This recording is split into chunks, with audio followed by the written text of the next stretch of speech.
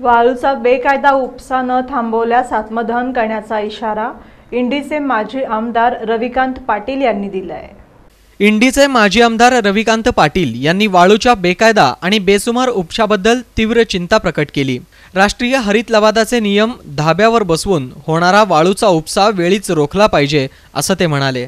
वाळूच्या अवैध अनधिकृत उपसा करणाऱ्या वाहनांना आरटीओ आणि पोलिसांच्या मदतीमुळे आळा घालण्याचा प्रयत्न केला।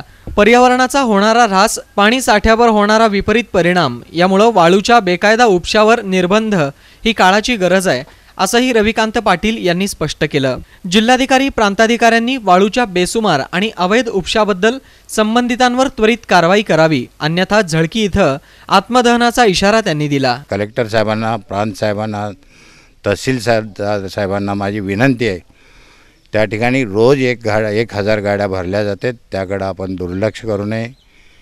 येणारा काळ हा शेतकऱ्यांसाठी फार वाईट येणार आहे हे लक्षात घेतलं पाहिजे।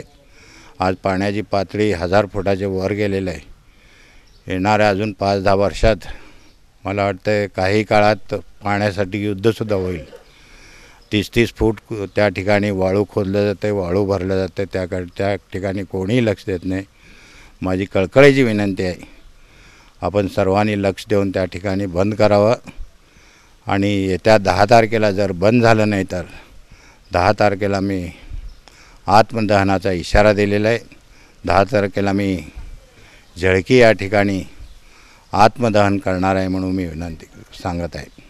खोट्या केसमध्ये नाहक गुंतवण्यात आलं असून या संदर्भात न्यायालयात तसंच मानवाधिकार आयोगाकडे रीतसर दाद मागणार असल्याची माहिती माजी आमदार रविकांत पाटील यांनी दिली। वाळूचा उपसा करताना निर्धारित खोदाईची अट पाळली जात नाही।